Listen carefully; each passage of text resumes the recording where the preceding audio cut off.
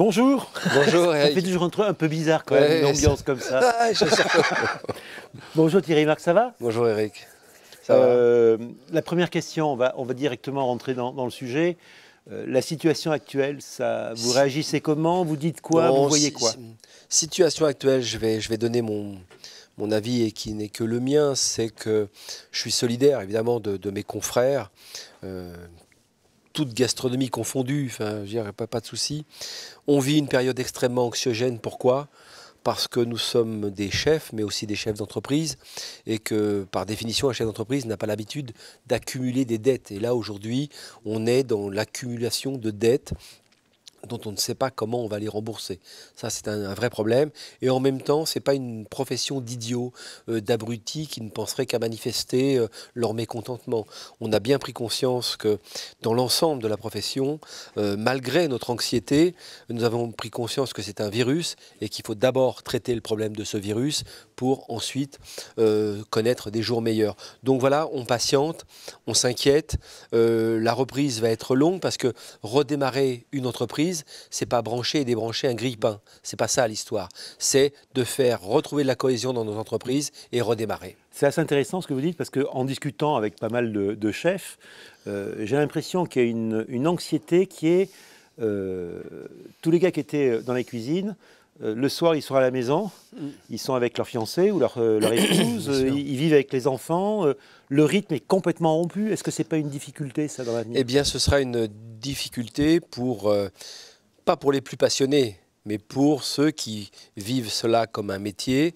Eh bien, effectivement, de nouveau constater qu'on travaille quand les autres se reposent, ça va nécessiter une remise en question et une remise en forme aussi de nos collaborateurs qui peut-être redéfiniront un autre style de vie. Donc il va falloir y faire attention, mais je ne suis pas inquiet trop pour cela parce que c'est quand même aujourd'hui des métiers qui sont des métiers de lien social et je pense que quand on rentre dans ce métier, on ne rentre pas simplement pour devenir un illustre chef, mais parce qu'on aime l'ambiance de ce métier. Et beaucoup de mes confrères...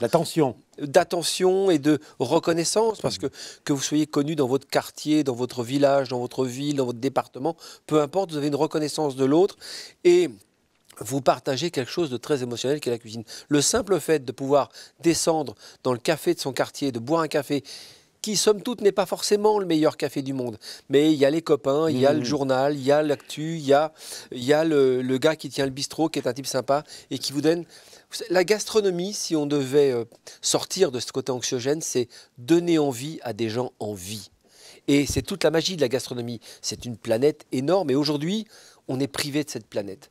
Avant de rentrer directement dans le vif du sujet, quoique c'est à mon avis lié, vente à emporter, c'est un palliatif, une solution, quelque chose qui est important? La vente à emporter, nous fait découvrir l'accélération de la numérisation de notre métier. Bon, dont acte. On va le faire. Et maintenant, aujourd'hui, à l'heure où je parle, c'est simplement la capacité à laisser la lumière de notre établissement allumée et de réduire l'anxiété économique de nos établissements. C'est cela. Et de constater finalement que le lien de confiance entre nos clients et nous n'est pas rompu. Et c'est quand même déjà une satisfaction extrêmement forte. Une petite anecdote, l'autre jour j'étais dans un restaurant en train de discuter avec un chef, donc il y a un peu de lumière dans le restaurant, et il y a un gars qui a poussé la porte qui fait « C'est ouvert ?» Oui, malheureusement pas, non, c'est pas ouvert. Et voilà, c'est la restauration, la gastronomie, c'est la vie, c'est du lien du vivant. Donc on ne peut pas sortir de ça. Et aujourd'hui, le risque de l'hypnose de la Covid est un risque fort pour nous de perdre notre cohésion sociale pendant quelque temps.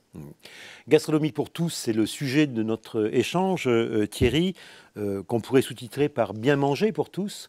Déjà, ce terme de gastronomie pour tous, il n'y a pas un peu quelque chose d'antinomique? Gastronomie, c'est réservé à certains restaurants, une certaine clientèle, c'est pas pour tous. Alors, je commence un peu vite. Ouais, il y a un petit côté taquin là-dessus. Non, mais la gastronomie, c'est pour tous. Mais avant que la gastronomie soit pour tous, je dirais qu'il faut que l'instruction soit pour tous. Et on atteindra une gastronomie pour tous quand on pourra instruire un peu mieux sur ce qu'est la gastronomie? Comment je fais découvrir à un enfant l'envie de bien manger? Comment je lui fais découvrir des produits? Parce Vous pensez que ça n'existe pas, ça? Et non, c'est pas mis en place en tout cas. On voudrait que ça Ah, mais il y a existe. plein de familles où ça se passe quand même. Non, non, aujourd'hui, dans beaucoup de familles, hélas, et j'aide et j'œuvre pour que l'impact social, on puisse aider cet impact social de la gastronomie, mais il y a effectivement des personnes qui achètent encore des prix. Il y a des personnes qui se comportent encore en consommateurs et Mais pas parce qu'ils en sont obligés mangeurs. parfois. On est bien d'accord. Donc, ce qui m'intéresse aujourd'hui, c'est l'instruction, faire monter le niveau d'instruction de ces personnes pour qu'elles puissent monter socialement et atteindre pas le fait de la gastronomie, une alimentation correcte. Parce que la gastronomie, manger, c'est quoi? C'est plaisir, bien-être, santé. Alors, pour le cuisinier que je suis, je me limite à plaisir et bien-être. Mais il est évident, et notamment ce qui a été évoqué, cette période de la Covid, nous fait prendre acte qu'on a tous réclamé des masques, on a tous réclamé des vaccins, mais on n'a pas parlé d'alimentation. Or que l'alimentation, la Corée a fait un travail universitaire là-dessus, le Japon a fait un travail universitaire sur l'après-Covid autour de l'alimentation, et Pierre Weil vient de lancer une étude avec l'INSERM de Rennes sur l'alimentation, parce qu'il y a un sujet sur l'alimentation pour tous, gastronomie pour tous.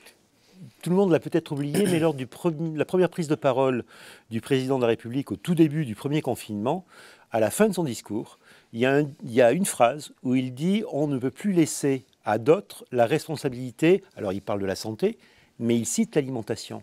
C'est une phrase qui est passée comme ça dans le premier discours du président, et j'ai l'impression qu'aujourd'hui, ça n'a pas marqué grand-chose. Exactement. Donc quand il dit cela, je pense vraiment, il est sincère, mais il faut le mettre en application.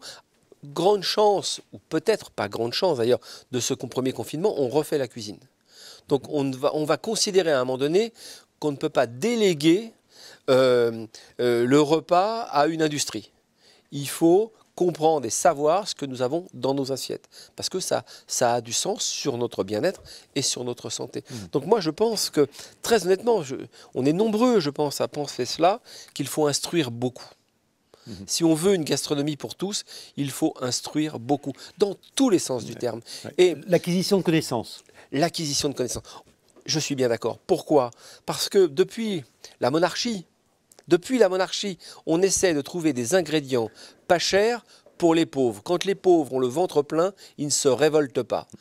Il faut arrêter avec ce discours du low cost et aider à cette montée en compétences, instruire pour que le niveau social puisse monter, pour qu'on puisse comprendre. C'est la phrase de Brillat-Savarin qui dit « L'homme se nourrit, seul l'homme d'esprit sait manger ». Quand il considère l'homme d'esprit, il considère un homme lettré et instruit. Donc il faut permettre à un maximum de personnes de pouvoir s'instruire pour mieux comprendre ce qu'est l'acte de se restaurer.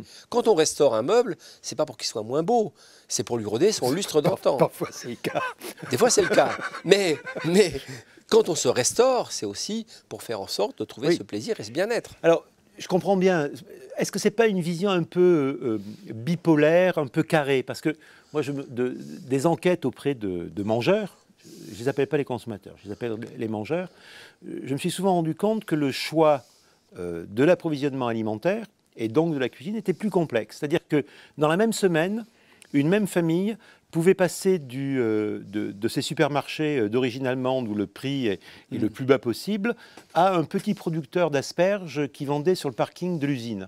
Et qu'en fait, c'était quelque chose qui était au moment, à l'instant, et que c'était quelque chose de plus complexe. C'est-à-dire qu'il y avait, dans ce cas-là, une connaissance de l'asperge qui était ramassée de la veille, qui se cassait bien, qui était juteuse, qui était belle, mais il y avait une nécessité aussi d'aller chercher un prix abordable pour un budget qui permettait de nourrir tous les jours la famille. Est-ce que c'est pas cette complexité aussi qui est dure à... Mais c'est une complexité absolue entre différentes extractions sociales qui regardent la gastronomie, la cuisine, le fait de se nourrir autrement et en fonction d'un budget. Mais encore une fois, je reviens sur le sens de l'instruction. C'est comment j'apprends à reconnaître les produits qui vont être bons pour mon écosystème. J'ai longtemps collaboré avec un livre sur les restos du cœur. Donc, je me souviens du travail qu'on faisait sur des personnes qui étaient en très grande précarité. Le fait de leur enseigner modestement à utiliser les produits dont elles étaient bénéficiaires, de redonner un sens de cuisine, finalement, redonner un sens au fait de se restaurer qui était différent. Donc oui, l'accessibilité extrêmement importante, le regard sur la gastronomie quand on est dans une extraction sociale extrêmement modeste est compliqué. Mais justement, il faut aider à monter à cette connaissance parce que ça a des conséquences sur la santé. Et on l'a bien vu sur les conséquences de la Covid, que des populations très en précarité au niveau de la santé et de l'alimentation ont été très impactées par le phénomène Covid. J'entends bien la responsabilité sur la santé, c'est aussi une responsabilité sur la conscience critique du citoyen. Sur j'achète ça pour des raisons qui dépassent juste la valeur que l'on donne à ce produit-là. Et là aussi, je pense qu'il y a souvent une complexité. Vous parliez de populations en situation de précarité en parlant du travail que vous avez fait auprès des Restos du Cœur. Je me souviens de discussions avec des responsables d'économie familiale sur les départements ou sur des agglomérations qui disaient que c'est extrêmement compliqué de valoriser le produit brut. C'est-à-dire que souvent, il est socialement plus valorisant de prendre un plat sous vide estampillé, parfois d'un chef ou d'une marque connue, que d'acheter 1 kilo de poireaux qu'on va transformer en bouillon de poireaux, qu'on va transformer en poireaux vinaigrette ou toute autre chose, et qui peut, là, permettre de faire de la gastronomie. C'est très compliqué, cette opposition-là. Complètement. C'est-à-dire que le XXe siècle nous montre peut-être qu'on est à la fin de cette surconsommation. En tout cas, il faudrait arriver à la fin de cette surconsommation pour arriver à des croissances en conscience, des consommations en conscience, y compris sur l'alimentation. Il est vrai que je viens d'une extraction sociale modeste et qu'on trouvait normal que nos parents nous achètent un plat cuisiné, des sodas, parce que peut-être qu'on n'avait pas le dernier vélo à la mode, mais ça, on était comme les autres. Une valorisation sociale. On avait une valorisation sociale. Et c'est encore vrai. Mais, encore une fois, je repasse par la case départ qui est pour moi l'instruction. Quand nous commencerons à mettre des ateliers cuisine très tôt à l'école, modestement, sur des quarts-heures, sur des demi-heures, sur des heures, comprendre le produit, eh bien, dans un cours de cuisine, vous avez énormément de cours. Vous avez un cours d'arithmétique, vous avez un cours de français, vous avez un cours de géographie, vous avez un cours d'histoire. Vous voyez que c'est extrêmement large. Et puis, in fine, vous apprenez à vous nourrir. Donc, vous êtes le mangeur de demain. Et dès maintenant, nous devrions commencer cela, parce que, encore une fois, l'impact d'une mauvaise alimentation a un impact social extrêmement fort sur la santé. Donc, c'est ça qui m'anime aujourd'hui dans la transmission. C'est évidemment de transmettre la passion que j'ai pour la cuisine et la gastronomie, mais aussi de permettre aux plus modestes de s'instruire, parce que je crois vraiment au rôle fort de l'école sur notre modèle alimentaire. On va détailler vos idées sur la transmission et justement sur ce passage de savoir, sur cette communication, cette transmission qui est importante. Vous présentez la cuisine, en fait c'est Marcel Mauss, l'un des inventeurs de la sociologie française, qui disait que la cuisine est un fait social total. En fait, ça permet d'aborder, de décrypter, de sentir tous les niveaux de l'expression sociale et donc culturelle. Qui sont les bons prescripteurs pour aborder ce fait social total que peut être la cuisine? C'est les cuisiniers? C'est les enseignants? C'est une association rêvée entre tous ceux qui ont affaire avec la jeunesse, donc les parents? Moi, je pense que c'est un tronc commun d'alliance entre l'éducation à la parentalité peut-être, pourquoi pas, l'éducation générale et culture générale et les professionnels de l'alimentation. Pas simplement que le cuisinier. Le cuisinier a un rôle, certes, mais le boucher en a un, le poissonnier en a un, etc. etc. Donc c'est toute cette chaîne alimentaire qui finalement aujourd'hui a pour moi un rôle fort. Et de montrer que, comme dans la vie en général, il y a un escalier social qui doit être franchi quand on commence à apprendre à manger. Et ça, je pense qu'il n'y a rien de mieux que l'école de la République pour apprendre l'escalier social. Et dans cet escalier social de progression, pour moi, il y a une histoire avec l'alimentation. L'aliment, d'où vient le produit, comment il a été cultivé, quelle est la main qui l'a transformé, pourquoi on l'a transformé comme ça, quelle émotion ça donne, quel lien social ça donne, etc. Pourquoi dans la cuisine je peux comprendre l'autre. pourquoi il ne mange pas de viande, pourquoi il arrête de manger dans une période de l'année, etc., etc. Dans l'alimentation, il y a tout ce courant social extrêmement tentaculaire qui permet d'être au plus près de l'autre et en même temps de mieux connaître l'autre pour vivre avec. Et ça, c'est quelque chose qui, aujourd'hui pour moi, dans ce lien social qu'est la gastronomie, est essentiel si on veut mesurer quelque chose qui est le plus important pour moi, l'impact social et l'impact environnemental de nos actions, notamment en termes de gastronomie.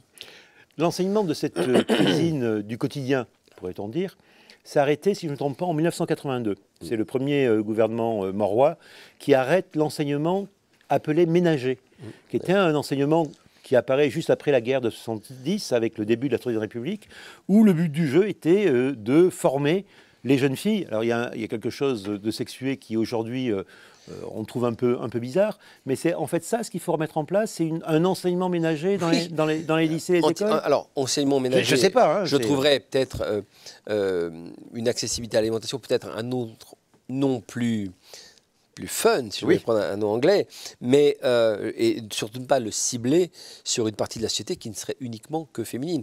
Les hommes et les femmes... J'étais encore un peu provoque. Hein, mais bien, c'est très très bien, mais c'est vrai que je me souviens d'une phrase du général de Gaulle que j'ai entendue à la radio très récemment, qui disait et les femmes, maintenant, elles veulent une auto et tout le confort des arts ménagers.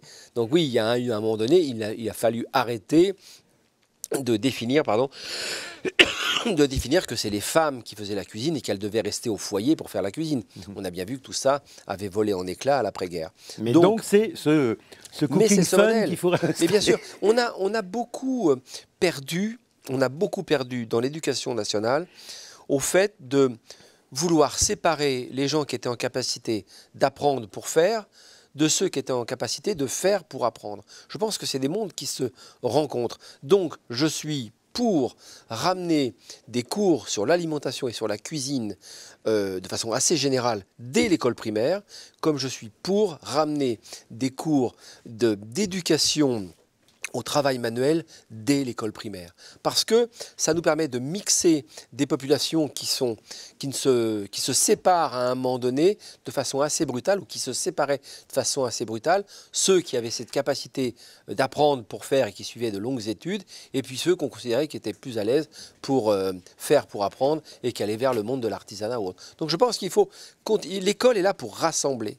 Et quand elle rassemble au niveau de la main, au niveau du geste, au niveau de la reconnaissance métier, qu'elle n'ostracise pas le monde de l'artisanat par rapport à un monde universitaire, et bien là on aura gagné, on aura ramené tout le monde dans ce cursus qui est le cursus républicain pour éduquer. Et ça, je trouve ça très important, parce que si on revient à l'alimentation, comment comprendre une agriculture tant qu'on n'a pas transformé une carotte? Et d'où vient cette carotte? Pourquoi elle a été plantée comme ça? Dans quel sol, etc., etc. Ce lien du vivant, pour moi, est essentiel. Ça évoque forcément des enseignements un petit peu particuliers, comme l'école Freinet ou aujourd'hui les écoles Montessori. C'est qu'il faut remettre en fait... au-delà de l'enseignement des matières essentielles, ou utiliser en fait l'objet cuisine pour faire des maths, pour faire de l'histoire, etc. Exactement. Moi, je me souviens des premiers cours qu'on donnait au resto à Villemomble avec une dame formidable qui donnait des cours de cuisine. Je dis, mais pourquoi tu me prends mon job? C'est moi les cours de cuisine. Elle me disait, mais non, mais si je fais autre chose, j'ai personne. Quand je parle des cours de français, j'ai personne. Quand je parle des cours d'arithmétique, j'ai personne. Donc un cours de cuisine, finalement. Et l'idée que nous avons eue à Cuisine Mode d'Emploi, ça a été cela, c'est de dire, on va faire pour apprendre, et puis on écrira à la main, on fera nos cahiers de recettes, nos fiches recettes, etc., etc. Donc s'approprier aussi les choses est extrêmement important. Donc je crois, mais dur comme fer, à la réintroduction du geste à l'école, et pas simplement de programmes comme ça déroulés. Et d'ailleurs, certains professeurs avec qui j'ai la chance de travailler par moment me disent, non, le programme, on le met un peu de côté quand on voit qu'on a une classe un petit peu difficile, et on va faire pour apprendre, on va comprendre ce que c'est qu'une molécule, on va comprendre ce que c'est qu'une division en faisant une simple crème pâtissière. Moi, je tombe sur la division, par exemple, quand je suis en apprentissage en pâtisserie, on me demande de faire 3 litres de crème pâtissière, et puis immédiatement, dans le même temps, le chef me dit « Non, divise la recette par 3 ». Je ne sais pas le faire. Donc il me dit, ah mais il avait tout de suite compris que je n'allais pas le faire, il prend un morceau de sac de farine, il fait une division, il me dit, ah non mais c'est juste ça. Ah ben j'ai compris, c'est pas comment j'apprends, c'est pourquoi j'apprends. À Donc quoi ça redonne sert? du sens Oui. au sens de l'action que je vais avoir à faire. Donc dans un cours de cuisine, il y a énormément de choses que vous pouvez apprendre dès la petite enfance. Et y compris, on en parlait tout à l'heure, du filet de bœuf Wellington. Aujourd'hui, je donnais un cours sur le filet de bœuf Wellington. Bon, finalement, je donnais un cours dans un centre fermé, et immédiatement les personnes se sont dit « Ah, c'est délicieux !» Ah ben oui, c'est délicieux, oui, un bœuf, de la truffe, des champignons, un jus de bœuf, très bon, c'est délicieux. Mais pourquoi Wellington? Alors finalement, Wellington, vous finissez par raconter Waterloo. Waterloo, vous finissez par raconter Talleyrand, Bonaparte, etc., Grouchy, et vous vous mettez à parler d'histoire de France. Vous voyez, c'est cette connexion formidable qu'il y a dans la gastronomie, parce que la gastronomie, c'est à elle seule un parcours universitaire. C'est formidable, c'est formidable. Donc c'est ça que je veux amener très tôt dans la scolarité pour d'abord désenclaver aussi des fois l'aspect rugueux de la scolarité. Bien souvent, quand je demande à un petit enfant dans un quartier, tu vas à l'école? Oui, comment tu vas à l'école? Bah, je prends le bus. Bah, comment y aller? Je sais, pourquoi tu y vas? Difficile. Bah, pourquoi tu y vas? Pour être un homme libre. Tu ne sois pas obligé toute ta vie de suivre le premier gourou qui passe. C'est ça qui m'intéresse. Et dans le jeu que nous amenons dans nos écoles autour du bien manger, autour de l'alimentation, je raconte l'histoire de l'agriculture, je raconte l'histoire des sols, on raconte tout ça avec des gens plus compétents que moi pour le faire. Mais on voit bien qu'il y a une attractivité parce qu'on est assis autour d'une table. Et c'est un moment plaisir, c'est plus un moment contrarié de notre journée.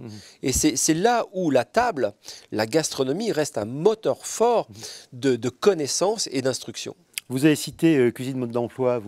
Racontez-nous, c'est quoi? Cuisine mode d'emploi, c'est une histoire qui est un peu âgée maintenant, qui a une dizaine d'années. Cuisine mode d'emploi, j'ai la chance en 2004-2006 d'être chef de l'année. Je bénéficie de quelques reportages sur ma situation de chef et de chef d'entreprise. Et beaucoup de gens m'écrivent. Je suis issu de quartiers extrêmement modestes, voire maintenant de ce qu'on appelle de quartiers politiques de la ville. Et beaucoup de gens m'écrivent. Et je ne sais pas comment faire pour aider des gens en difficulté. Donc je m'inscris d'abord au Secours populaire parce que je connaissais Julien Lauprêtre, qui était un monsieur formidable. Et puis j'ai croisé la route de Véronique Colucci, qui m'a dit « bah non, viens au Resto du Cœur ». Je suis allé au Resto du Cœur, je suis arrivé au centre de la Villette. Et puis je lui dis « écoute, c'est pour faire des photos, donc il n'y a pas d'intérêt. Qu'est-ce que je peux faire pour aider ?» Donc je trouvais utile de faire un cours de cuisine parce que bien souvent, des bénéficiaires, quand ils avaient des produits frais, avaient beaucoup de mal à transformer ces produits frais. Donc voilà, on a fait un premier cours sur les produits frais, on a fait un petit livre de cuisine avec les enfoirés. Et puis, puis à un moment donné, je me suis dit, c'est bien de répondre à l'urgence alimentaire. On ne remerciera jamais assez toutes les ONG qui répondent à l'urgence alimentaire. Mais à un moment donné, pour sortir de la précarité, il faut un projet. Et je trouvais que les métiers de la gastronomie, cuisine, boulangerie, service, métier du filetage de poissons, pouvaient aider des personnes à retrouver un projet métier. Et aujourd'hui, nos écoles, c'est 92% de retour à l'emploi pour des personnes qui étaient éloignées de l'emploi, très éloignées de l'emploi ou avec des accidents de parcours assez compliqués. Donc on voit là que la gastronomie peut être aussi un moteur, je dirais, d'épanouissement professionnel extrêmement fort. Donc voilà ce qu'est cuisine mode d'emploi aujourd'hui et boulangerie mode d'emploi, parce qu'on a la même chose sur les métiers de la boulangerie. Combien d'écoles? On a 9 écoles en ce moment en France et on a 2 écoles à l'international, une en Colombie et une aux États-Unis à Denver. Ça veut dire quoi? C'est que l'enseignement tel que vous le connaissiez ne remplissait pas sa fonction? Non, l'enseignement remplissait plutôt bien sa fonction. Ce qui me gênait, c'est que autant de personnes sortent souvent de l'école sans diplôme et sans projet. Et ce qui fait relever la tête d'un individu, c'est un projet. Donc il faut marteler ça et proposer toute une diversité de possibilités métiers pour apprendre plus vite et trouver un projet épanouissant. Et ça, c'est quelque chose qui fonctionne très bien chez Cuisine Mode d'Emploi et Boulangerie Mode d'Emploi, parce que c'est 92% de retour à l'emploi, comme je l'ai évoqué, mais surtout, ça a été 7% de création d'entreprises. De personnes Ils sortent de l'école et ils montent leur business. Bien souvent, 4-5 années après, on a été obligé de monter un bachelor d'ailleurs pour ça, parce que 4-5 années après, il faut les aider à devenir chefs d'entreprise pour certains et d'aller vers l'entrepreneuriat. Donc aujourd'hui, c'est une formule qui fonctionne plutôt bien. Et évidemment, on doit encore s'améliorer, on doit encore grandir. Mais c'est un modèle, le faire pour apprendre est un modèle très ancien. Les compagnons des devoirs connaissaient ça depuis très longtemps. Mais ça permet aux personnes qui, des fois, avaient des difficultés pour apprendre, pour faire, eh bien, de les aider sur un projet épanouissant. C'est des sessions d'enseignement qui durent combien de temps ? Alors, c'est des sessions d'enseignement qui sont extrêmement courtes. Je vais juste donner un exemple, c'est 11 semaines. Alors on me dit 11 semaines, c'est pas assez pour apprendre un métier. Moi je dis qu'11 semaines pour devenir commis de cuisine, c'est suffisant. Et c'est évidemment dispensé d'un diplôme qui s'appelle un CQP, Certificat de qualification professionnelle. Qu'est-ce qu'on a retenu de la cuisine? J'ai repris Le Plancher Sylvestre, bon vieux livre de cuisine des années 60-70, et j'ai regardé que la cuisine, pour un commis, pour un débutant, c'est 4 grandes cuissons des œufs, 4 grandes cuissons des poissons, 4 grandes cuissons des viandes, 4 grandes cuissons des légumes et 5 desserts du patrimoine culinaire français. Avec ça, sur 11 semaines, vous n'allez faire que ça. Et ensuite, eh bien, quand vous arrivez dans une maison, la montée en compétences se fera en situation opérationnelle métier pour que vous puissiez vous épanouir un peu plus vite. Mais aujourd'hui, nous délivrons des CQP à ces personnes et elles intègrent très facilement la branche métier. Vous voyez, c'est très simple. Et puis après, évidemment, on va vous dire, chez Monsieur Dupont, la béarnaise, on ne la fait pas tout à fait comme ça. On part quand même d'un sabayon, mais l'estragon, je le mets à la fin, etc. Peu importe, la recette a peu d'importance. D'autant plus qu'aujourd'hui, comme tout est numérisé, quand on a à enseigner, il n'est pas nécessairement, on n'a pas nécessairement besoin d'enseigner la recette, vu que la recette, elle est déjà numérisée. Donc la recette, ils prennent celle qu'ils veulent. Ce qu'ils nous font, il y en a un paquet. Et il y en a un paquet. Et toutes réinventées, plus les unes que les autres. Donc nous, on se dit, la cuisine, c'est quoi? Maîtrise du geste, maîtrise du feu, maîtrise du temps. Maîtrise du geste, coupe juste, goût juste, gestion du plan de travail. Maîtrise du feu, maîtrise de la cuisson. Quand j'apprends à cuisiner un œuf, j'apprends la maîtrise de l'albumine, cuisson de l'albumine. Donc après, je pourrais cuire des viandes et des poissons. Et maîtrise du temps, le temps pour faire, parce que quand on est un professionnel, on ne fait pas une salade de tomates en 2 heures. Et le temps, la saison. Et voilà, avec cela, on trouve que nos candidats sont bien armés pour s'épanouir dans le métier. Et évidemment que la passion métier devra faire le reste. Les certificats de qualification professionnelle, la formation que vous dispensez, sont toujours liés à des stages.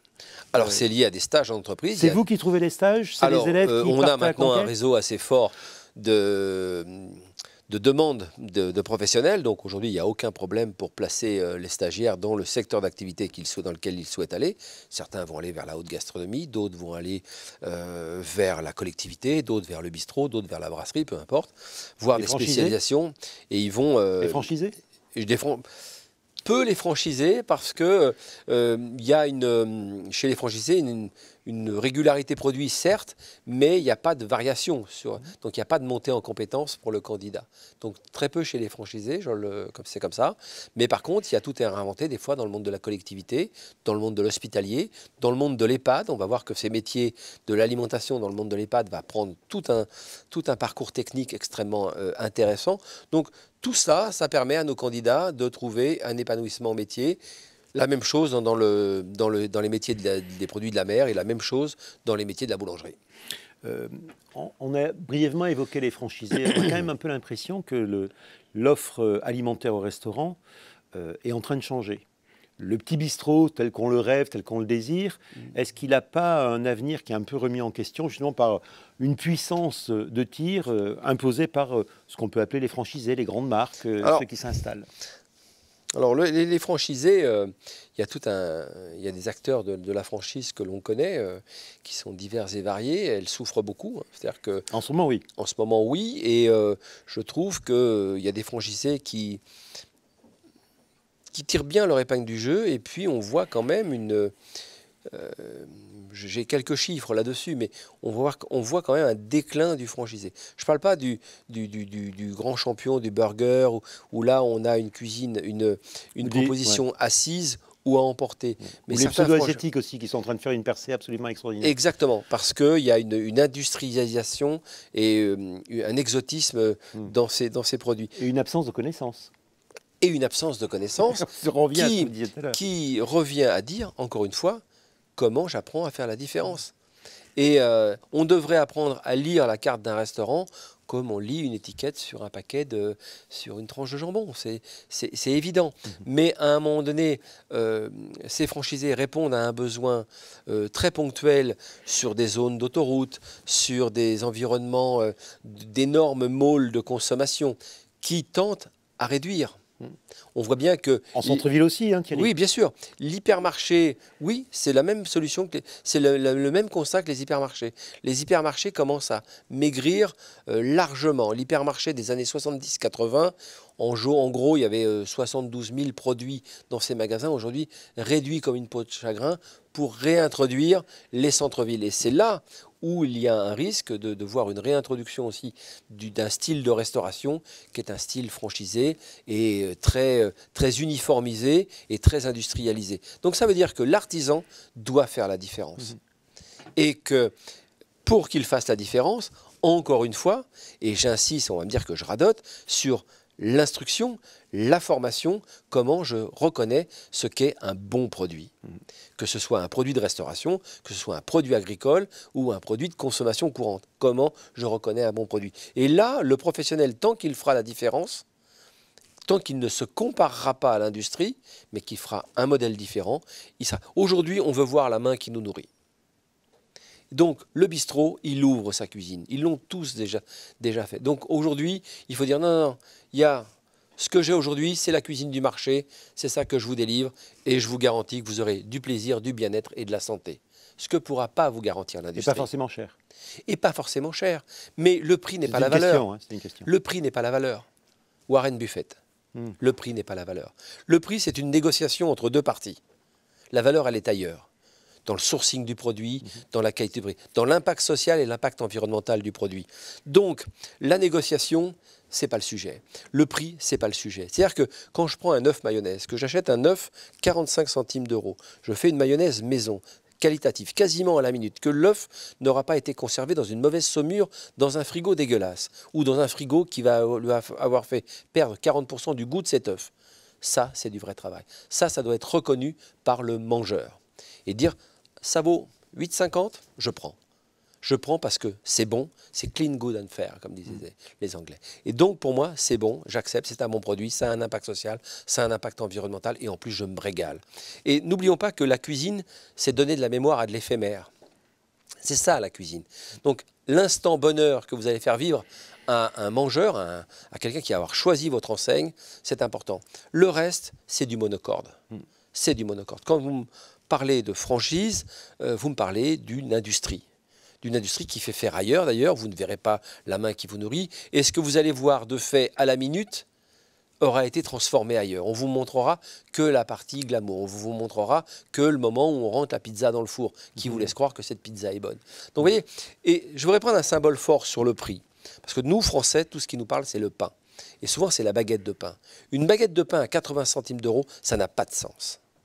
Ça n'a absolument pas de sens. Vous ne pouvez pas sourcer une traçabilité farine, vous ne pouvez pas valoriser une filière métier et vous la payez 3 fois, cette baguette. Une fois à la caisse, une fois pour vous soigner et une fois avec vos impôts pour nettoyer les intrants chimiques qu'il y a dans la terre. C'est ça le débat. Donc une baguette à 1,10 €, 1,20 €, là ça commence à prendre du sens. Et ne vous laissez pas leurrer quand on vous fait une baguette entre 50 centimes et 80 centimes d'euros, c'est que pour vous rentriez dans le magasin pour consommer. Le message est clair. Et je me souviens de l'interlocuteur que j'avais à une époque, il me dit « Ouais, non, mais ça fait du flux dans le magasin. » Puis tu as vu, nous, on est tellement gentils que nous, les gens du low cost, on est tellement des gentils, on veut aider les pauvres. Mais je dirais presque un poison de dire ça. Alors, c'est méprisant. C'est méprisant, et parce qu'on viendrait d'une extraction sociale modeste, on devrait être mal nourri, avoir un cancer plus vite et mourir plus tôt. C'est scandaleux. Moi, je préfère le discours de faire monter en compétences, de faire monter dans l'extraction sociale pour avoir les moyens de se nourrir. Et encore une fois, je reviens à ma case départ, ça partira de l'école. Je connais ce que je mange, je comprends ce que je mange, je comprends pourquoi je le mange, et là, il y a un mouvement politique qui va s'enchaîner durablement. Est-ce que ce n'est pas lié, l'ensemble de cette discussion et de ce que vous racontez, Thierry, à comment recrute aussi l'enseignement de l'hôtellerie-restauration? Moi, j'ai été frappé une fois, un directeur de CFA, dans une région plutôt rurale, qui me dit, oui, je dois leur enseigner ce qui fait le métier de cuisinier. Sachant qu'ils peuvent aller en franchisé, en restauration collective, ou peut-être pour certains en restauration gastronomique. Et il dit, je suis confronté à des choses très simples qui commencent déjà par l'alphabétisation. Il dit, parfois j'ai des gamins, c'est compliqué de leur faire lire quelque chose parce qu'ils ont loupé des marches. On ne les a pas aidés à apprendre ces marches. Est-ce que ce n'est pas un vrai souci, ça ? Alors, là, on est tous confrontés à ça en ce moment, hein. Nous, acteurs dans les quartiers dits politiques de la ville, effectivement, on est confrontés aujourd'hui à de jeunes gens qui n'ont pas le minimum de français, lu, écrit et parlé convenablement, et n'ont pas les 4 grandes opérations. Si je prends ma génération, je suis très mauvais élève, mais je sors de 7e en sachant lire, écrire et compter. Pourquoi ? Parce que ma grand-mère me disait toujours, tu sais, il faut aller à l'école parce que si tu sais lire, écrire et compter, on ne te volera pas. Les riches ont le savoir, donc ils ont le pouvoir. Il faut que tu sois instruit. Donc j'avais une force qui m'accompagnait à l'école. Quand j'arrive en secondaire, j'ai plus du tout cet impact-là, donc je vais louper la secondaire. Mais aujourd'hui, la fracture qu'il y a à 12 ans, 10-12 ans, quand il va y avoir cette entrée au collège, on n'a pas terminé l'apprentissage de ce qu'on aurait dû apprendre en primaire. Donc effectivement, les maîtres d'apprentissage, les professeurs en CFA ont, je dirais, un double enseignement qui n'est plus simplement de transmettre la passion métier, mais être aussi dans l'obligation d'accompagner à la culture générale. Donc heureusement, il y arrive plutôt bien, parce que dès lors que vous enseignez dans une transmission métier, vous êtes obligé d'aller chercher de nouveau de la connaissance de culture générale. Et ça, l'élève le comprend très souvent. Mais ça lui fait perdre du temps aussi dans l'enseignement métier, parce qu'il faut aller rechercher ce qu'on aurait dû apprendre avant. Les deux se nourrissent. Les deux se nourrissent. Et puis, reconnaissons aujourd'hui qu'on a une jeunesse.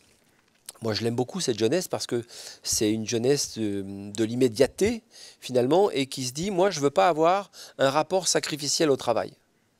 Je veux du fun. Donc, ta pyramide, là, qui était très sympa, apprends tes bases, tu auras du plaisir au travail, bah, nous, c'est, on veut avoir du plaisir, et on ira chercher les bases si on en a besoin.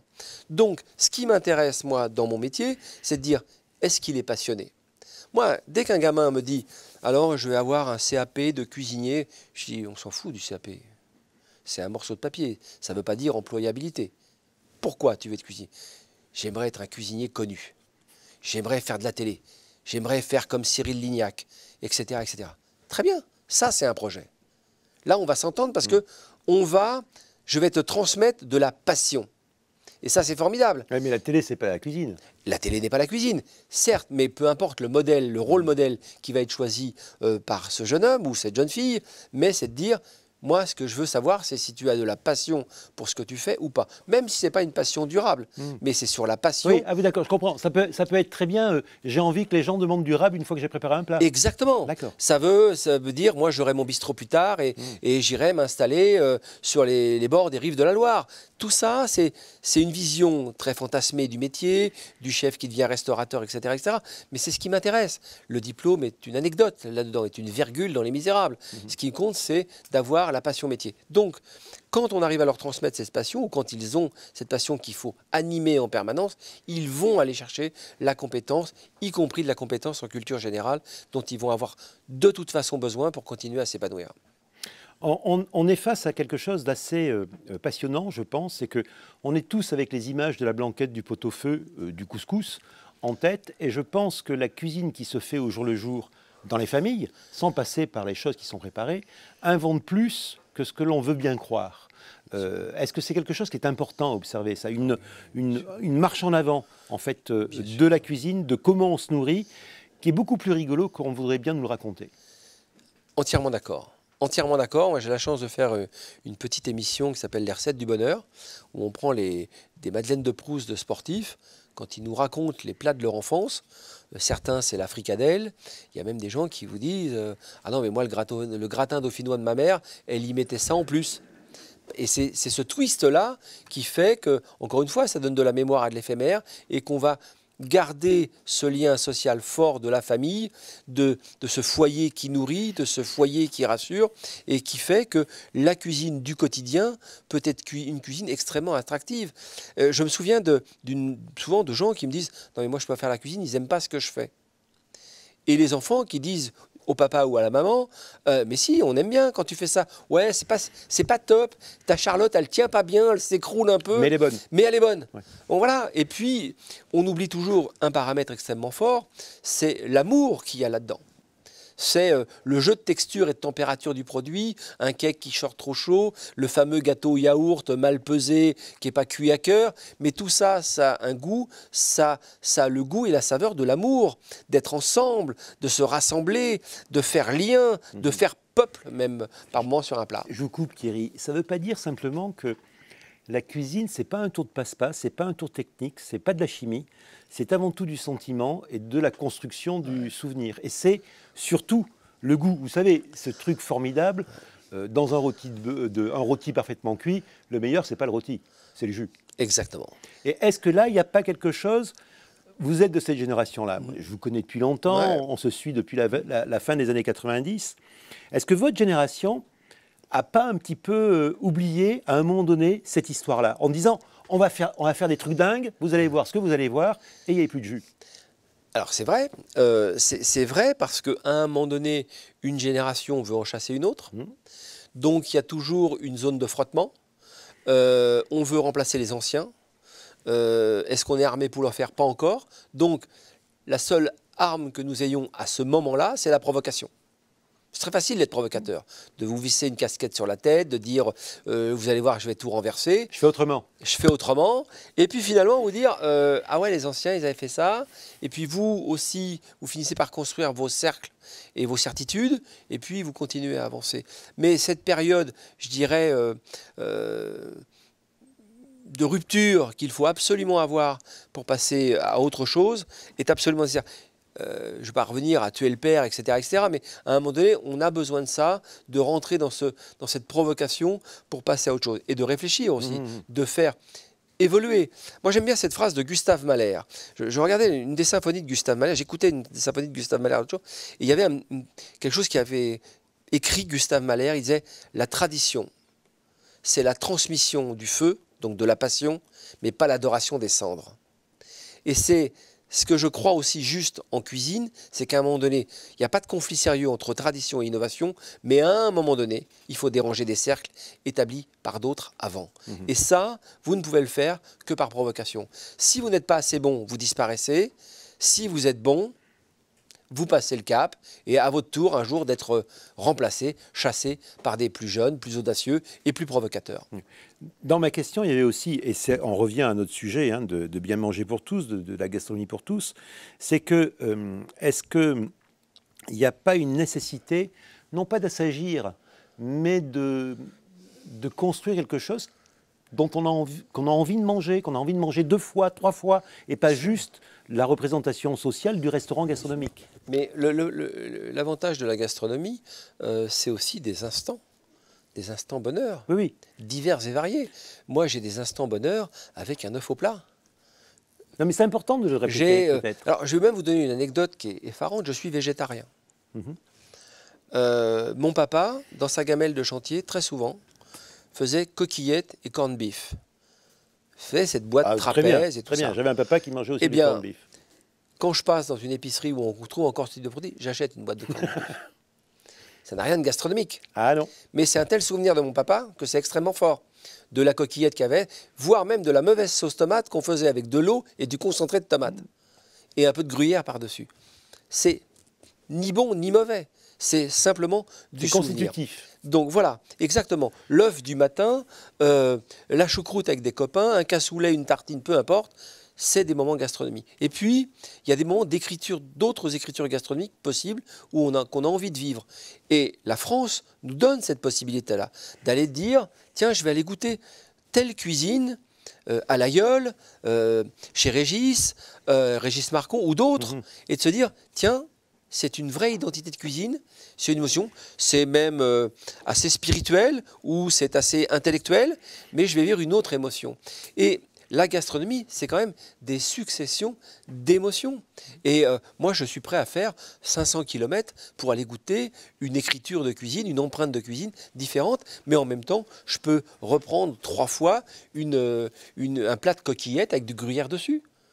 Et voilà, c'est des instants bonheur, Oui, la gastronomie. oui. Et ça ne devrait être que ça. Oui, qu'on trouve dans certains bistrots. Hein. Je pense à David Radjebert qui, Exactement, mais à David, l'assiette, sert ses coquillettes mais David absolument est délicieuses. merveilleux. Quand il fait une coquillette, jambon comme s'il faisait un risotto.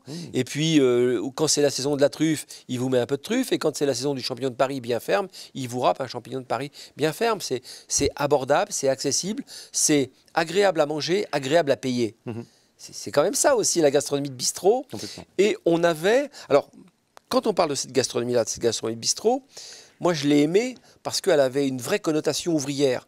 Ça sentait la veste d'atelier, ça sentait la cuisine qui s'embourgeoisait, ça sentait l'ouvrier et l'ouvrier qualifié qui allait devenir contremaître. C'est ça, l'esprit de bistrot. Ce que je n'ai pas aimé dans l'esprit de bistrot, c'est ce bistrot chic ou une bistronomie hors de prix qui est devenu finalement quelque chose d'inaccessible pour ce qu'était le peuple. Et moi, ce que j'aimais dans la brasserie... C'est ce qu'on appelle la culture pop, ça. Exactement. Ce que j'aimais dans la gastronomie de bistrot et dans la gastronomie de brasserie, c'est que vous étiez au coude à coude avec l'ouvrier charpentier et le notaire de province. C'est ça qui animait et qui faisait qu'une gastronomie, à ce moment-là, faisait peuple. Je pense à un autre élément par rapport à cette cuisine pour tous, c'est quelque chose qui peut vous inspirer, parce que vous avez été quelqu'un attentif aux influences venues d'autres cultures en termes culinaires. Aujourd'hui, on estime qu'en France, un Français sur 5 a au moins un grand-parent qui n'est pas originaire de la nation française, qui n'est pas d'ici. Et tous ces gens se sont baladés, sont venus chez nous avec une part de leur imaginaire alimentaire. Est-ce que cette cuisine française, qui est toujours attentive à ce que l'on peut emprunter ailleurs, n'est pas quelque chose de formidable aujourd'hui, parce qu'on a des produits, on a des manières de faire qui viennent de partout. On connaît tous l'histoire du couscous, qui est un des plats préférés des Français, mais tout le monde connaît les nems, qui peuvent être plus ou moins bonnes suivant qui l'a préparé. Mais j'irai même plus loin. Moi, je connais des jardins ouvriers où, en fait, c'est une représentation d'un petit coin de l'Asie du Sud-Est ou d'un coin de l'Anatolie en Turquie ou du Portugal. Et tout ça crée une marmite à créolisation qui pourrait être formidable. Est-ce que ce n'est pas quelque chose sur lequel on devrait plus réfléchir et être attentif? Mais là, on prêche un convaincu. Vraiment. Mais comment l'utiliser? Comment l'enseigner? En le faisant. C'est-à-dire que ce qui vient d'être évoqué là est très intéressant parce que c'est fait. Donc finalement, on va accepter l'autre dans un jardin ouvrier. Et là, je soutiens vraiment les actions autour des jardins ouvriers, même au-delà d'ouvriers, d'avoir des jardins familiaux de quartier que l'on partage. C'est là une première rencontre pour accepter l'autre. Avec sa différence sociale, ethnique, peu importe. Ça, c'est très intéressant, se nourrir ensemble. Et évidemment, pour moi, tout cet apport qu'a eu la gastronomie française, d'abord d'une émigration de l'intérieur. Moi, quand je prends Paris, moi, je suis un petit parigot, je suis né dans la Belleville-Ménilmontant. Donc Belleville-Ménilmontant, c'était que des bistrots ouvriers. J'avais un oncle qui avait la bonne humeur, un cousin, pardon, qui avait la bonne humeur. Bah, c'était ça. Il y avait dans ce quartier l'Asie du Sud-Est, le Maghreb, tout ça. Les Auvergnats, important à Belleville. Pardon, je parlais de l'émigration de l'intérieur. Donc quand je voyais dans ces bistrots, pardon, je me trompe, il y avait l'émigration de l'intérieur d'abord. Aveyronais, donc Auvergnat, Corréziens, ça. Et puis les Bretons, qui étaient plutôt sur Montparnasse. Et on avait toute une gastronomie à Paris, comme ça, liée d'une émigration de l'intérieur.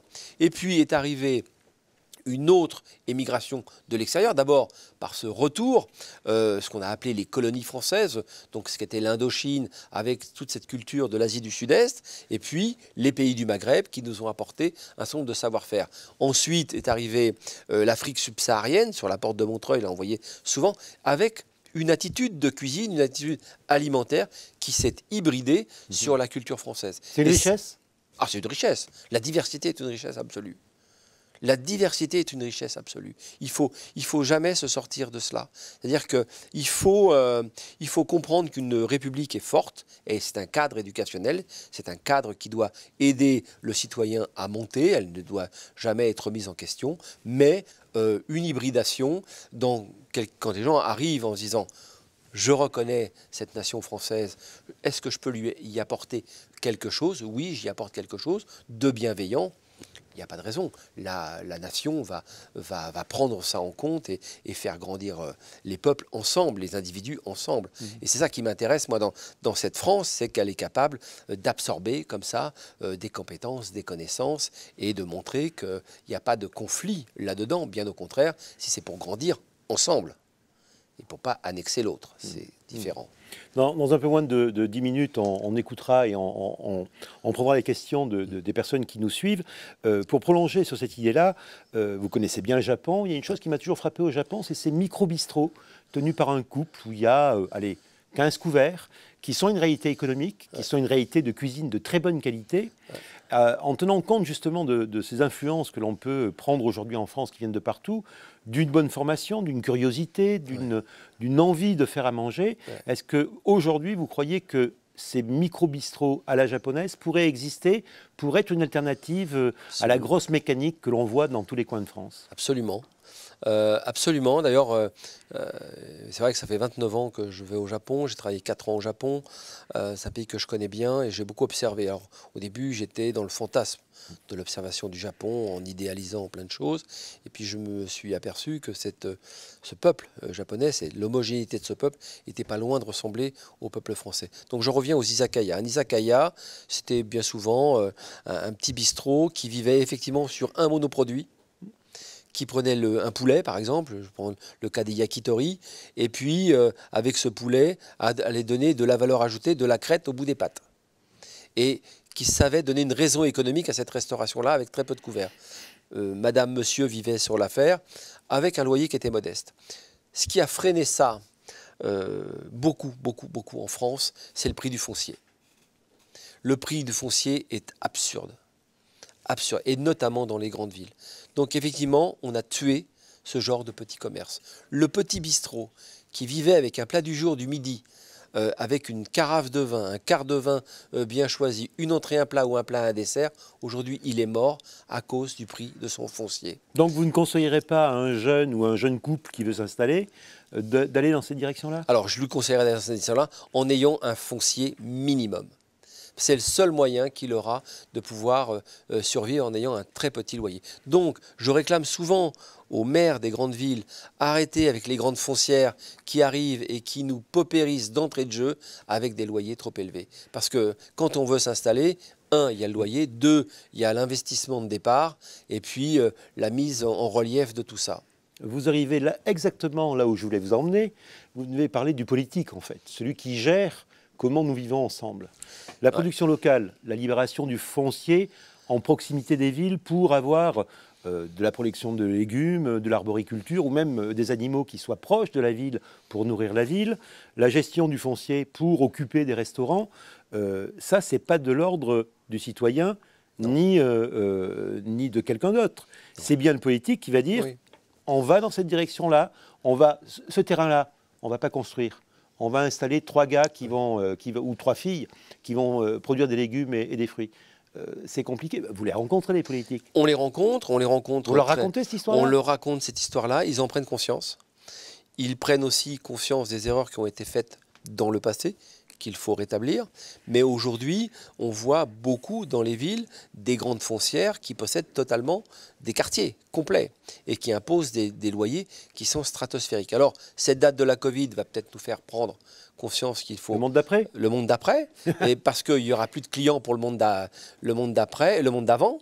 Et ça va être un constat. Mais aussi, nous, citoyens, de reconsidérer le regard sur les politiques en leur donnant la responsabilité qu'ils ont. Ce sont des gérants du patrimoine. Ce sont, si on devait les comparer à nos immeubles, ce sont des syndics. Donc ils sont là pour gérer le patrimoine et le faire fructifier pour le bien, l'intérêt général. Donc je pense qu'ils ont compris, encore faut-il maintenant le mettre en œuvre, que la vie d'après, c'est l'impact social et l'impact environnemental en premier. 10 milliards d'individus en 2050, on n'y va pas si on ne sait pas gérer cette planète. Donc, on va dire, la responsabilité environnementale aujourd'hui, elle est essentielle. Donc, elle est dans les mains du citoyen, avec nos actions d'achat et nos actions de vote, et elle est dans les mains du politique quand ils sont élus, de remplir le mandat sur l'impact social et l'impact environnemental, et de libérer du tissu économique pour que... on a parlé du végétal et de ses jardins. C'est quand même dommage en France d'être dépendant de l'extérieur sur notre protéine végétale. C'est pas normal.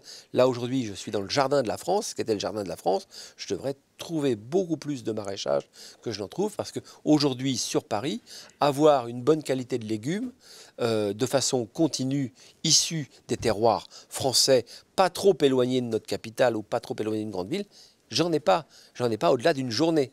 Donc, c'est bien de défendre les cantines scolaires bio, c'est bien aussi d'aider à cette transition à l'environnement pour les agriculteurs de proximité, les aider à redévelopper du parcellaire, du végétal, et de militer peut-être pour un peu plus de carottes-bœuf et un peu moins de bœuf-carotte. Thierry Marx, on arrive tout doucement à la fin de notre entretien avant d'accueillir les questions. Vous êtes à la tête, comment on peut dire? Vous dirigez de nombreuses affaires, vous managez de nombreux projets. Il n'y a pas de danger à en parler, ni même de rien à cacher. Oui, aujourd'hui, sur l'aspect entreprise, il y a des entreprises en France, à l'international. Donc, il y a le premier étage de la Tour Eiffel. Aujourd'hui, c'est sur la partie Europe, ça va être 200-250 personnes. Et sur la partie Japon, Asie, c'est à peu près la même chose. Alain Ducasse s'est fâché, au fait, pour la Tour Eiffel? Non, mais Alain est un grand compétiteur. Ça l'a agacé. Hein. Oui, mais ça énerve quand je perds aussi des affaires, ça m'énerve aussi, hein, je l'assure. Et non, c'est un monsieur que j'aime beaucoup. On peut parler en deux mots d'Alain. C'est un compétiteur, c'est un grand chef.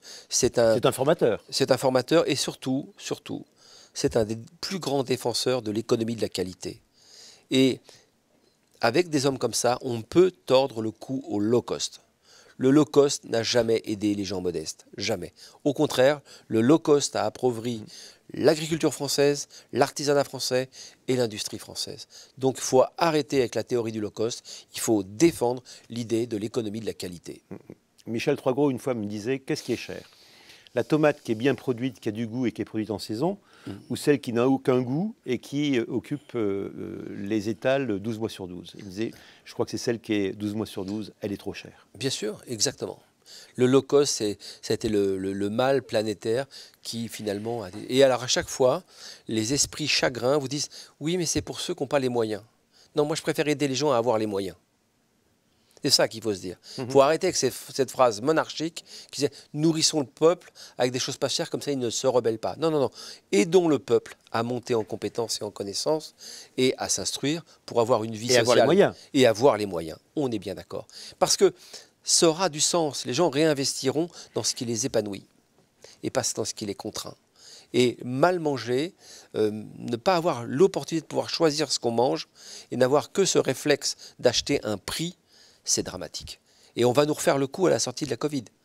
Le tout pas cher, venez chez moi, c'est pas cher, etc. etc. Qui va faire ça? La grande distribution est arc-boutée là-dessus. Le tout pas cher, en expliquant jamais ce qu'est un prix. Donc c'est ça qui est intéressant. Moi, quand je parle avec les agriculteurs, moi j'ai investi un petit peu dans le monde de l'agriculture et notamment dans des GAEC. Eh bien, je vois qu'aujourd'hui, en tant qu'agriculteur, on m'achète, enfin en tant que participant à une GAEC, on m'achète toujours mon yaourt entre 25 et 35 centimes. Et que je me retrouve dans un linéaire. On me dit non, non, on aide l'agriculteur, mais je me retrouve dans un linéaire de supermarché entre des grandes marques de l'agroalimentaire. Et on me dit ah non, mais tu vois, tes yaourts, ils ne se vendent pas. Ils n'ont pas la bonne figure. Ils n'ont pas la bonne figure. Donc ça veut dire que là aussi, le citoyen a une part de responsabilité parce que d'ailleurs, il sera mieux dans sa santé s'il fait attention à ce qu'il achète et qu'il devienne un mangeur. Il faut qu'on milite tous pour faire beaucoup plus de mangeurs et beaucoup moins de consommateurs. Thierry Marx, je vous propose de prendre la première question. Normalement, Kylian Stangel, qui doit être juste à côté, a commencé à récupérer des questions et va nous en proposer une, je pense. Oui, Eric, tout à fait. Vous avez évoqué la notion de compétition récemment et nous avons Riyad, élève de première bac pro cuisine au lycée pro Jean Vigo à Millau, qui dit que lors de votre carrière, Thierry, vous avez participé à plusieurs concours et il demande finalement quelle est l'épreuve qui vous a le plus marqué. L'épreuve qui m'a le plus marqué, c'est évidemment la finale du Tétinger.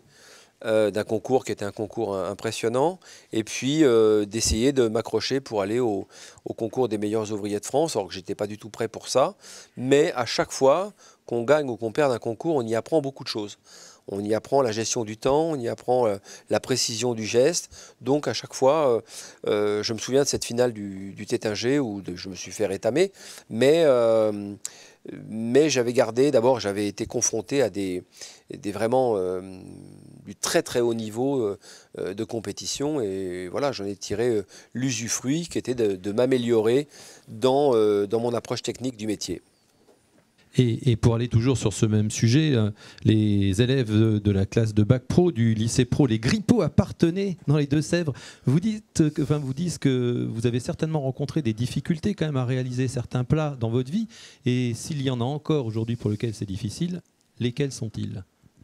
Alors aujourd'hui, les plats qui me poseraient encore un problème, j'en connais plus, parce que à l'âge que j'ai, les mécanismes de transformation du produit, on les connaît. Si je démarre, bien souvent, je vais faire des erreurs sur de l'inattention, sur ne pas avoir réglé mon thermostat de four assez tôt, de ne pas avoir laissé un pointage de pâte se faire, de ne pas avoir à maîtriser une convection de flamme sous une casserole. Mais la partie technique d'un soufflet ou la partie technique pour réaliser un plat, non, ça aujourd'hui, je ne suis que dans l'amusement de cuisine. J'ai la chance aujourd'hui de continuer à faire de la cuisine parce que c'est ma passion, mais de ne plus avoir les irritants de la cuisine, qui étaient de faire 1 kilo d'échalotes à éplucher, 2 kilos d'oignons, tout ça. J'ai la chance d'avoir de jeunes collaborateurs qui s'initient. C'est une réalité de la cuisine qu'il ne faut pas oublier. Et bien sûr, donc il faut passer par ces phases de mise en place, mais aujourd'hui j'ai le bonheur quand je demande quelques ingrédients pour faire la cuisine, eh bien, de pouvoir la réaliser uniquement avec le bonheur d'aller directement droit au but pour faire plaisir. Donc voilà, non, il y a plus de plats qui me posent des difficultés techniques. Dans la gastronomie française, il y a des plats dans la gastronomie chinoise qui me posent encore beaucoup de difficultés, parce qu'il n'y a pas de graduation, il n'y a pas de grammage précis. Et évidemment, quand je dois faire des pâtes translucides avec une protéine de poulpe, par exemple, oui, ça, j'ai un peu de mal à maîtriser. Des fois, je fais plus de la colle à affiche qu'autre chose. Une autre question, Kylian? Bien sûr, nous avons Angela qui revient sur toute votre carrière avant de venir sur des questions qui toucheront plus au contexte actuel. Angela évoque que vous avez certainement rencontré des difficultés dans votre parcours professionnel et que vous n'avez jamais baissé les bras. Et elle n'est pas la seule à demander des conseils justement sur la dynamique que vous avez pu rencontrer. Et d'autant, on a Othman Megheni de Vaux-en-Velin qui dit que pour lui, malgré une expérience de 5 ans, il se considère toujours lent et il se demande comment faire, voire même comment faire vis-à-vis du regard des autres. Oui, alors la maîtrise du temps en cuisine est évidemment essentielle, vu que le temps est contraint 2 fois par jour.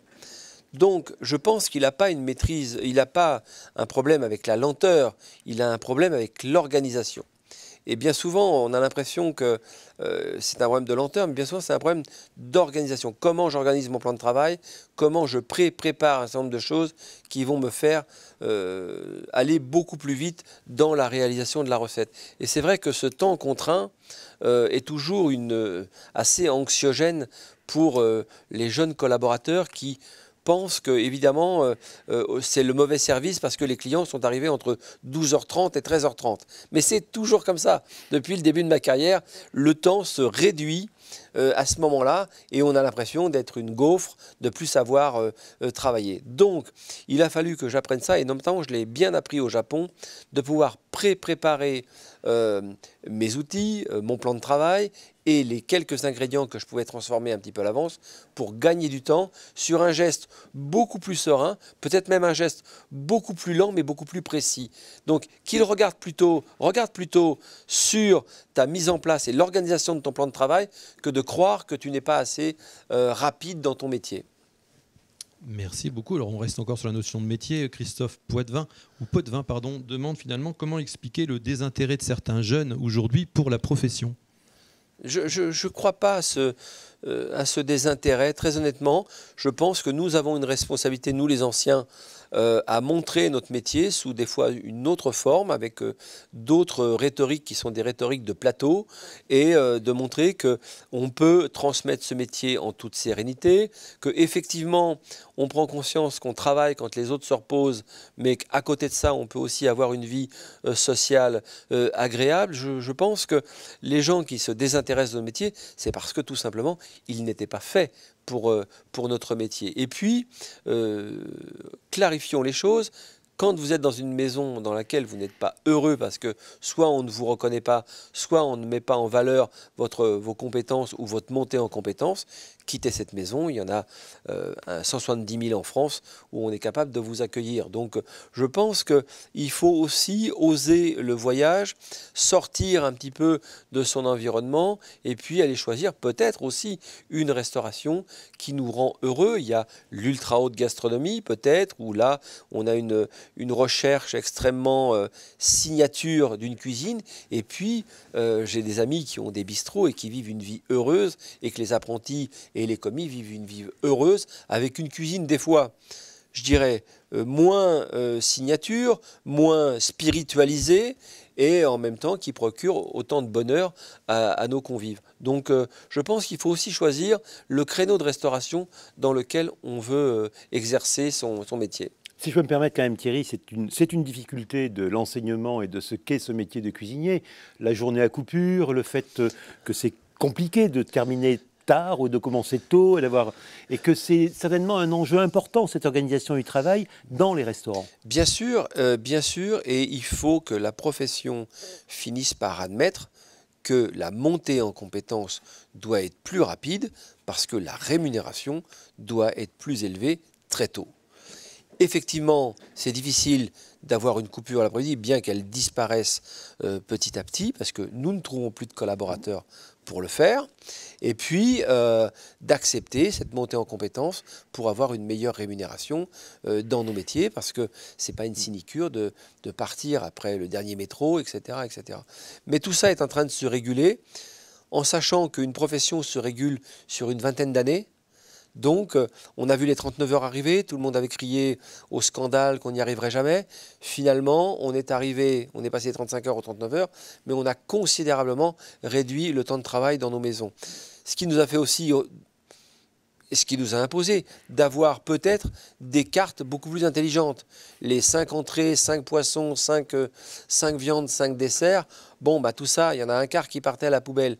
Et il fallait une brigade de 20 personnes. Aujourd'hui, on s'est rapproché de cartes beaucoup plus souples, beaucoup plus en cuisine du marché, et plus efficaces, et surtout de permettre à nos collaborateurs d'avoir une vraie vie à côté de leur métier. Donc tout ça est en train de se réguler. Et encore une fois, c'est la jeune génération qui est en train de réguler ça. Pourquoi? Parce que cette jeune génération aujourd'hui, elle nous envoie un message très fort qui est « je ne veux pas avoir un rapport sacrificiel au travail ». Donc les cuisiniers, les jeunes chefs aujourd'hui disent « non, non, bah, on va ouvrir 4 jours par semaine ». Et on fermera 3 jours, et etc., etc. Donc on voit un nouveau modèle d'entreprise de restauration qui est totalement différent à ce qu'on a connu. Il y a un exemple à suivre sur un restaurant comme ça, c'est Alexandre Bourdas à Honfleur, qui a tout organisé le travail pour être dans le plaisir et dans des congés qui sont agréables pour tout le monde. Bien sûr, je connais bien Alexandre, et moi quand j'étais accordé en Bage, on fermait le dimanche à midi et on rouvrait le mercredi soir.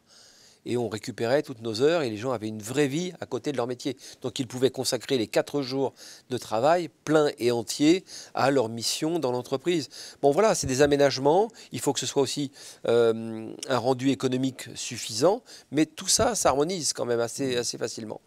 Une autre question. Oui, bien sûr. Beaucoup de questions autour de l'impact de la situation actuelle, telle que Victor Biard qui pose cette question. Et nous avons Italienne06 qui demande, pour les stages des étudiants en restaurant actuellement, comment faire vu que les restaurants sont fermés? Compliqué. Je vous assure que c'est compliqué. J'étais avec le syndicat professionnel il y a un mois, et on s'interrogeait tous comment on pouvait aider nos apprentis, nos stagiaires, tous ces jeunes gens qui sont là, qui attendent pour entrer dans le métier. J'ai un conseil à vous donner, un seul et unique conseil. Allez demander à votre boulanger qui vous prenne en stage. Allez demander à votre poissonnier qui vous prenne en stage. Allez demander à votre fruit et primeur qui vous prennent en stage et vous verrez que dans tous ces métiers liés à la gastronomie que vous retrouverez plus tard dans vos restaurants vont vous donner aussi une formation, une connaissance qui vous servira de toute façon dans votre projet métier futur. Donc allez vite frapper aux portes. D'ailleurs, tous les professeurs de CFA, tous les professeurs d'école hôtelière devraient aller voir dans la filière des métiers de l'alimentation comment ils peuvent placer leurs stagiaires aujourd'hui pour qu'une petite expérience en boulangerie-pâtisserie, une expérience en viennoiserie, une expérience en poissonnerie de qualité, en primeur, fasse une expérience supplémentaire pour ces jeunes gens qui aujourd'hui trépignent pour rentrer dans nos métiers. Et on les comprend et on en pleure de ne pas pouvoir aider nos stagiaires et nos apprentis. Toute la profession est mobilisée là-dessus. La seule chose qu'on peut faire, c'est tous nous mobiliser pour que les gens dans l'alimentation acceptent nos stagiaires dans leur filière métier. Oui, tout à fait. Et Victoria Roussari, justement, vous demande comment progresser dans ce sens pour leur problématique de stage. Vous venez d'y répondre. Et on a des questions qui vous mettent un petit peu aussi en situation particulière. On a Li Wei Durang, par exemple, qui vous demande si vous seriez capable de venir justement les aider en intégrant le lycée sur une journée afin de faire une battle contre tous leurs profs de cuisine. Ah, bien sûr, oui, non. J'aime pas le mot battle, on a un côté comme ça. Je pense que le mot rencontre est plus sincère que le mot battle. Il n'y a pas à mettre en porte-à-faux quoi que ce soit. Je pense que la passion métier, recomposer une brigade avec des apprentis, voir que nous mettions en situation de commis, d'abord prouvera au reste du monde qu'on est encore proactif dans le métier et qu'on sait encore tenir un poste dans une brigade, et d'avoir des jeunes chefs qui nous dirigent pourrait amener à un échange cuisine, culture, avec un retour d'expérience qui serait... moi, je suis candidat à tout ça sans problème, et de venir jouer le jeu dans un CFA, dans une école hôtelière, pour faire une véritable rencontre. Mais encore une fois, j'insiste beaucoup pour que toute la filière alimentaire se mobilise pour prendre nos stagiaires en ce moment et de leur faire découvrir ce que c'est que la permaculture, ce que c'est qu'un jardin, ce que c'est que le monde agricole, ce que c'est qu'une poissonnerie, etc., etc.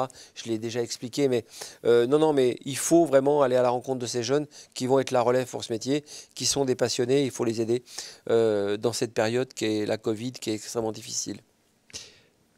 Beaucoup de questions de partenaires, les grippots à partenaires. Est-ce que vous avez eu finalement d'autres métiers dans votre vie pour arriver à faire des analogies avec votre profession de cuisinier? Est-ce que vous avez vécu d'autres professions avant d'être cuisinier?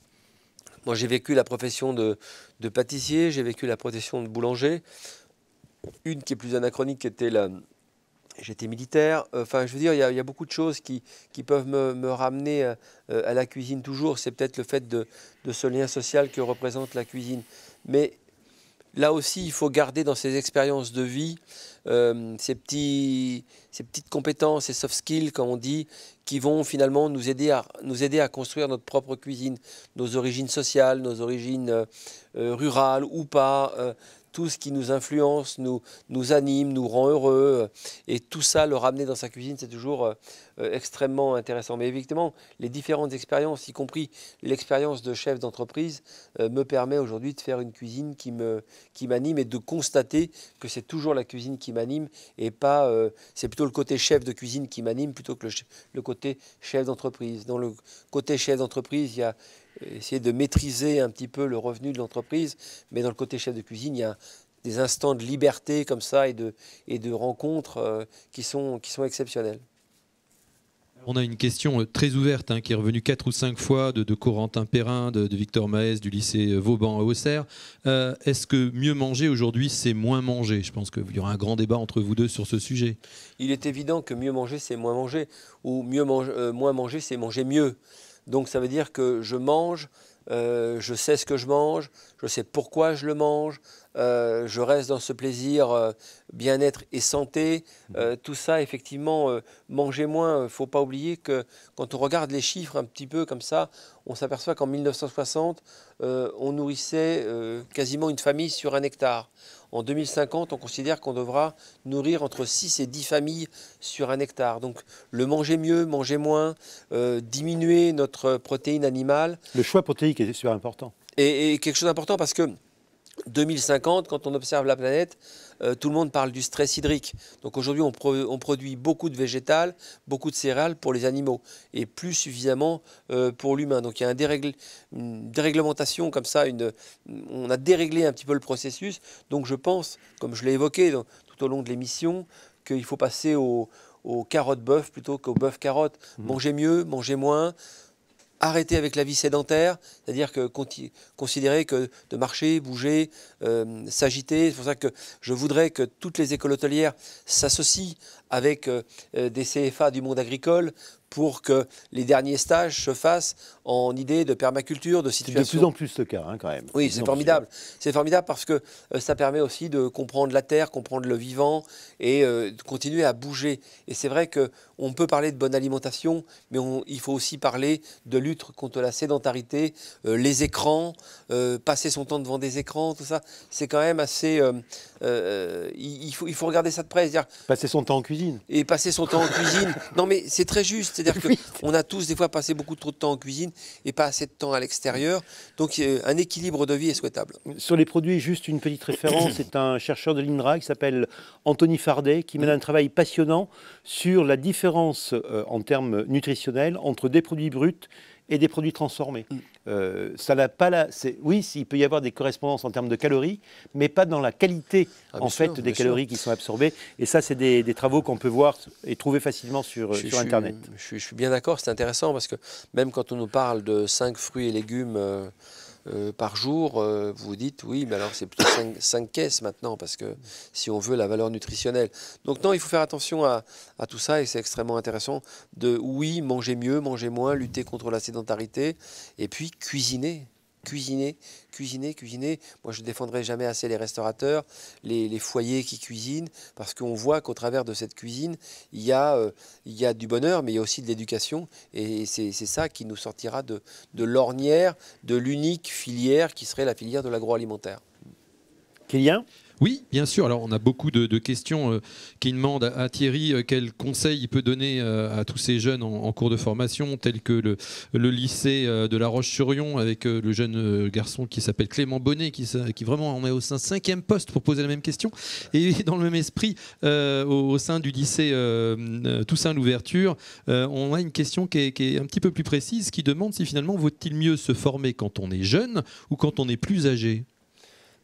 Très honnêtement, je pense que la formation professionnelle est une action de longévité. C'est-à-dire que tout au long de votre vie, je pense que nous allons avoir des inspirations différentes et des projets différents.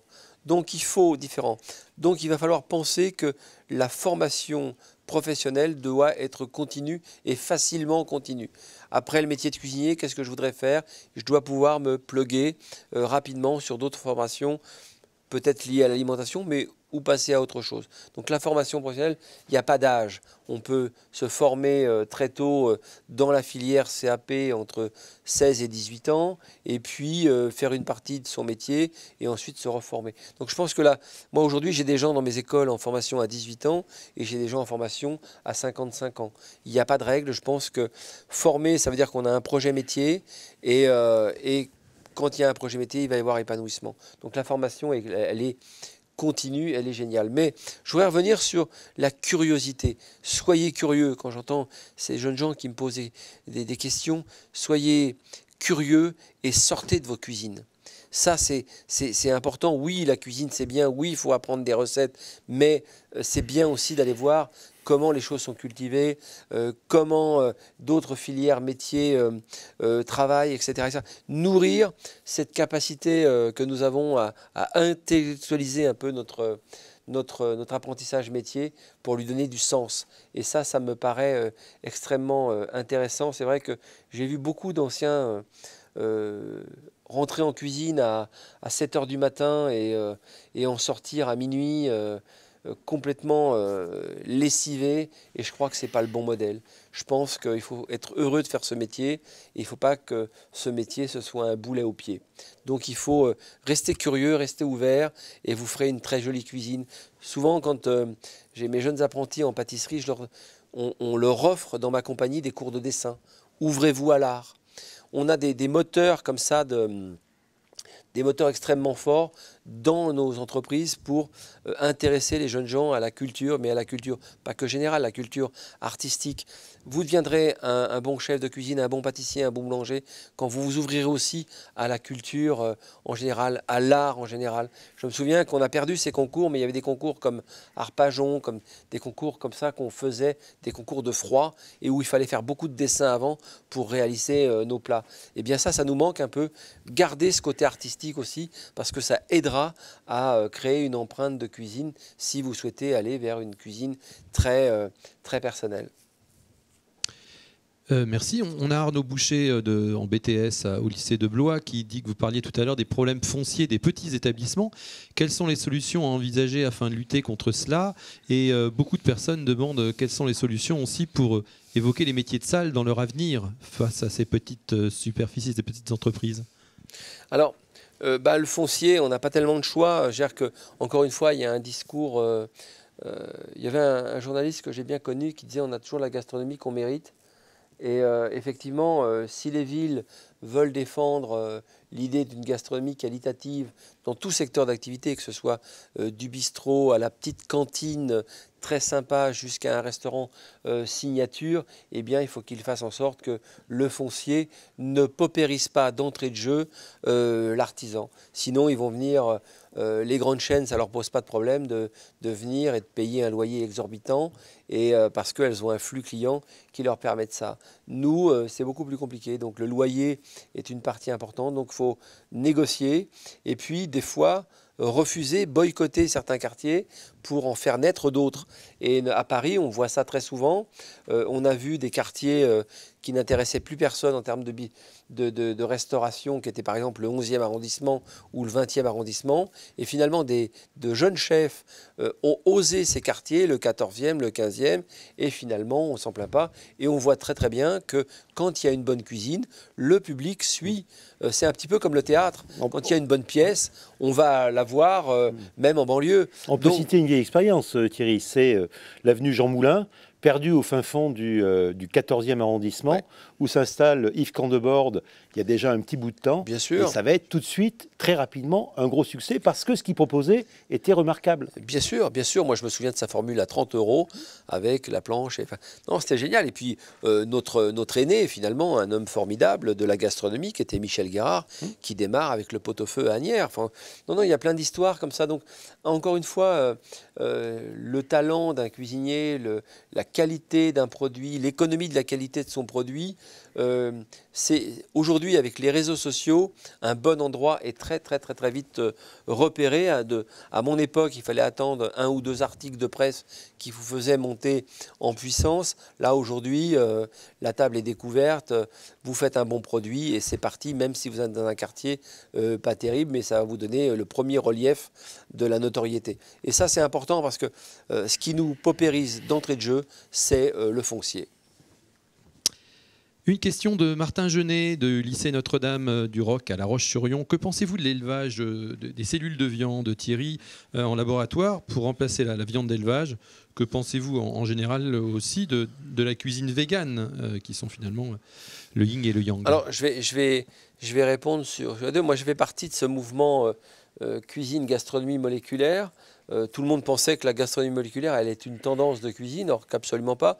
C'était un outil de compréhension pour essayer d'avancer dans le monde de l'alimentation. Donc c'est pour ça qu'on a créé le Centre français d'innovation culinaire à l'Université d'Orsay, pour ne rien s'interdire, mais voir ce qui pouvait sérieusement rester dans nos assiettes ou sérieusement retirer de nos assiettes. Donc on a aujourd'hui un outil de compréhension à l'Université Paris-Saclay qui est extrêmement intéressant.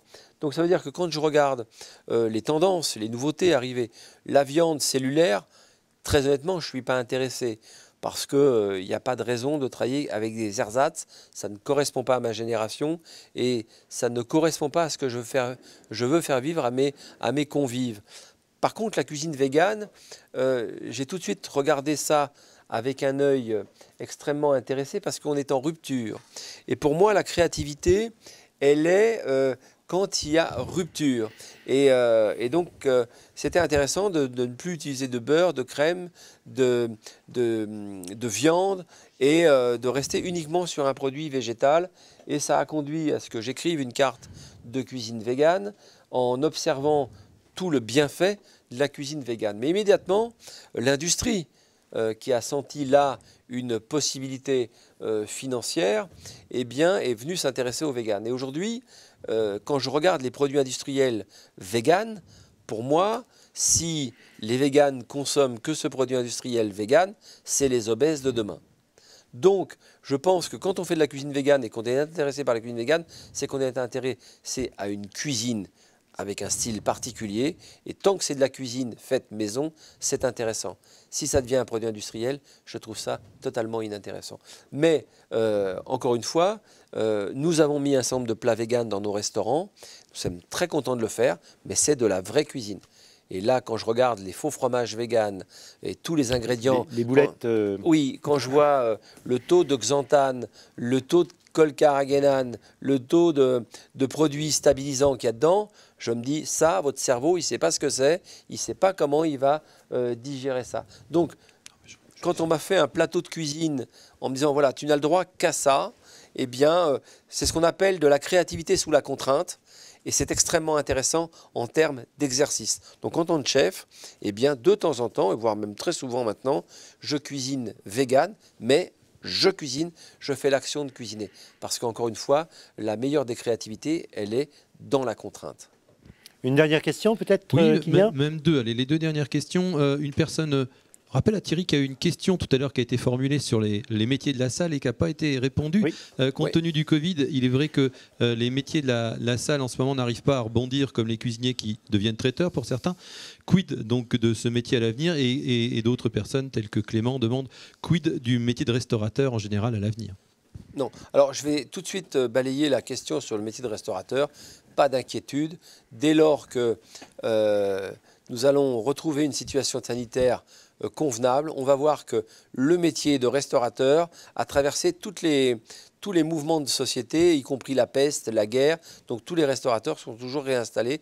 Et donc le métier de restaurateur va réouvrir et refonctionner de façon normale dans les mois à venir. Je le souhaite, mais je suis intimement convaincu de cela. Maintenant, pour les métiers de la salle, ça fait 20 ans qu'on se penche sur l'évolution des métiers de la salle.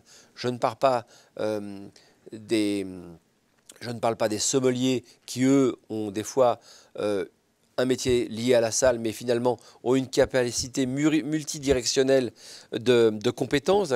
On retrouve des sommeliers qui exercent dans le milieu de la restauration et ensuite qui deviennent cavistes ou qui deviennent conseils dans différents domaines viticoles, etc., etc. Et puis, les métiers de la salle, je pense qu'il faut absolument qu'ils sortent un petit peu de l'idée qu'ils sont liés qu'au métier de la restauration.